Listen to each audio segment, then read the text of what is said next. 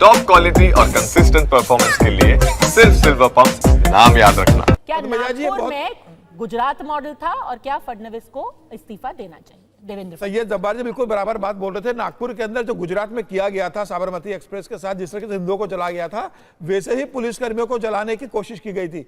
Petrol bomb किस तरीके से वहां लगाए, गाड़ी और घरों में किस तरीके से आग लगाई गई। तभी बीबीसी की डॉक्यूमेंटरी नहीं रिलीज होने दी थी डर के मारे। कहा कमिश्नर से कोई भी बचना नहीं चाहिए। और आप देखिए सारे गिरफ्तार हो गए, छापे पड़वा देते हैं, ज्यादा लोग गिरफ्तार हो गए वहां पे। दंगाई छापे पड़वा देंगे, कोई दंगाई बचेगा नहीं। देवेंद्र फडणवीस की सरकार है, देवेंद्र फडणवीस गृह मंत्री है, एक भी दंगाई बचने नहीं वाला है नागपुर का।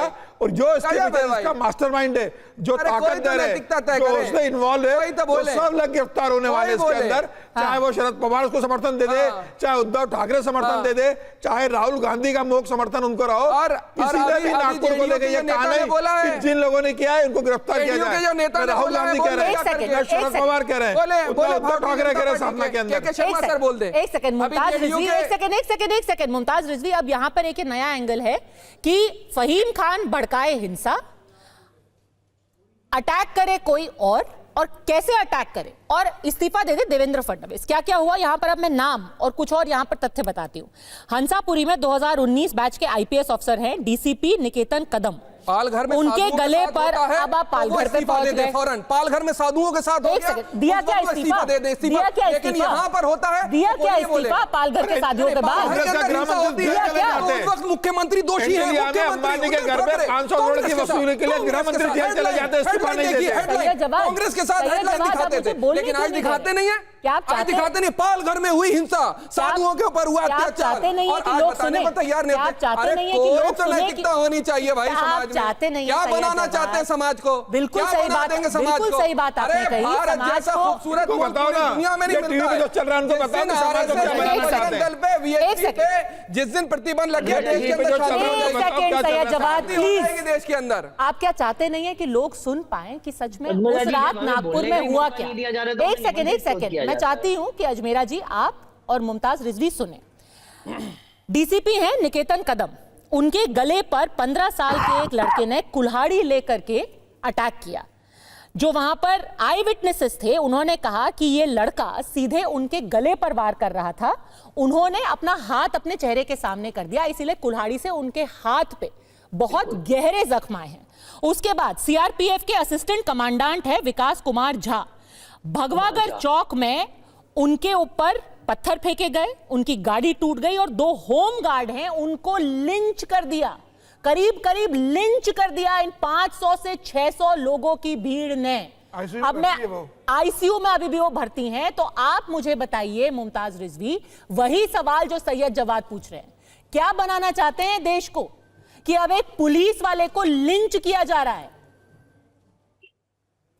पद्मजा जी, फिर मैं कहूंगा कि औरंगजेब को लाए के झगड़ा दिया कराए, औरंगजेब को लाए के झगड़ा दिया कराए, और कुर्सी इनको चाहिए, जनता बस चिल्लाए। जो हुआ गलत नहीं बोलेंगे। सब कुछ जो हो रहा है मैं आपको बता रहा हूं। आप कह रहे हैं कि इसमें ऐसा क्या है, लॉ एंड ऑर्डर बाद में बहुत अच्छा है, बाद में, ये बाद में क्यों होता है?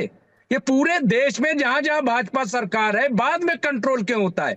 ये पहले कंट्रोल क्यों नहीं होता? पहले एजेंसियां क्या कर रही होती हैं? पहले क्यों रोका नहीं गया? कैसे कुल्हाड़ी आ गई, कैसे तलवार आ गई वहां पे?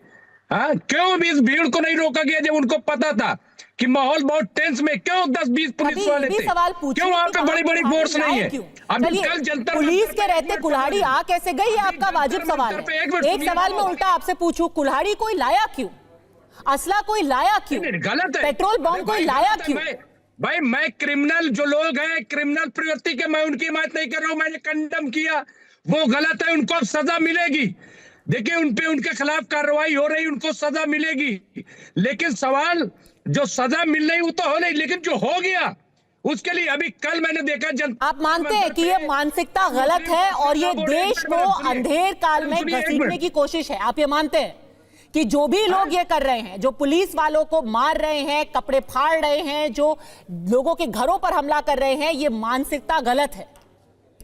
बिल्कुल गलत है, बिल्कुल गलत है, बिल्कुल गलत है। ऐसे ऐसे न देश का भला होगा न कौम का भला होगा। ठीक है, चलिए ये फिर ये भी मान गए एनसीपी के साथ साथ के शर्मा जी ये भी आपको सपोर्ट कर रहे हैं, लेकिन ये भी बता दीजिए कि हमेशा हिंसा होने के बाद क्यों आप जागते हैं, पहले क्यों नहीं? पद्मजा जी हमें भी बोलने का मौका दीजिए। आपके पास आ रही हूं इंपॉर्टेंट पॉइंट। नहीं, यदि ऐसा है कि यदि हिंसा की जानकारी पहले से हो तो हिंसा हो क्यों? ये तो एक साजिश और षड्यंत्र जो रचा जाता है, साजिश और षड्यंत्र करके ही तो गुनाह होते हैं पद्मजा जी। तो इंटेलिजेंस और अभी ये पूछ रहे हैं कि यहाँ केवल भाजपा के राज्य में क्यों होते हैं। सेकंड सर, मैं पूछना चाहता हूँ, अभी अभी होली में पश्चिम बंगाल में इतना बड़ा दंगा हुआ, झारखंड में इतना बड़ा दंगा हुआ, मुमताज आलम के मुंह से वो शब्द नहीं आए, न पश्चिम बंगाल का जिक्र है, और इनकी आत्मा की आवाज निकल आई इनके मुंह पे। ये औरंगजेब कोई आतंकी थोड़ी ना है, घोषित थोड़ी ना है।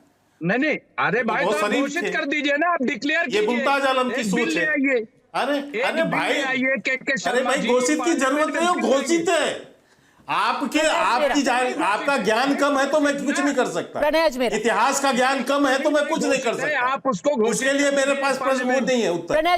लेकिन आपका जो स्तुति गान है, आपने जो स्तुति गान किया आज यहाँ पर औरंगजेब का, वो बहुत ही शर्मनाक है। तो मेरे बादशाह ही नहीं, वो बहुत ही शर्मनाक है। मैडम, आप जैसे पढ़े लिखे मुस्लिम स्कॉलर लिखते हो अपने नीचे, आपको इस तरह का शर्मनाक बयान नहीं करना चाहिए था। बताइए प्रणय तो आपने नीचे मुस्लिम स्कॉलर जी कुछ बातें हैं जो कंफ्यूजन क्रिएट कर रही है, मैं उन्हें बड़ा क्लियर कर देना चाहता हूँ। सबसे पहली बात ये कि जिस किसी ने भी हिंसा पे इतना सा भी रोल प्ले किया है, वो किसी भी जात पात धर्म का हो, उस पर सख्त से सख्त कार्रवाई की जानी चाहिए। ये बात हमारी तरफ से स्पष्ट है, इसमें कोई दो मत नहीं होना चाहिए। दूसरी बात जो पूरे डिबेट में नजरअंदाज की गई, वो मैं आपके सामने लाना चाहूंगा कि आरएसएस के बड़े नेता श्री सुनील अंबेडकर जी ने कहा है कि औरंगजेब अप्रासंगिक है। ये आप ही ने कहा, ये शब्द मतलब इररिलेवेंट है। और ये इसलिए कहा है कि 3 मार्च 1707 को औरंगजेब की मृत्यु हुई। आज 2025 मतलब 318 साल बाद भी हम उसके बारे में चर्चा कर रहे हैं, और देश का माहौल उस वजह से बिगड़ रहा है। मुझे लगता है कि महाराष्ट्र में काफी सारे ज्वलनशील मुद्दे हैं, बहुत सारे इंपॉर्टेंट मुद्दे हैं जिन पर इमीडिएट कोग्निजेंस की जरूरत है। बिल्कुल, और इसीलिए मेरे को पूरी उम्मीद है कि जो आप कह रहे हैं और जो सुनील अंबेडकर जी ने कहा है, वो बात अबू आजमी के कानों तक जरूर पहुंचेगी। अरे मैं हमारे साथ जुड़ने के लिए आप सबका बहुत बहुत धन्यवाद।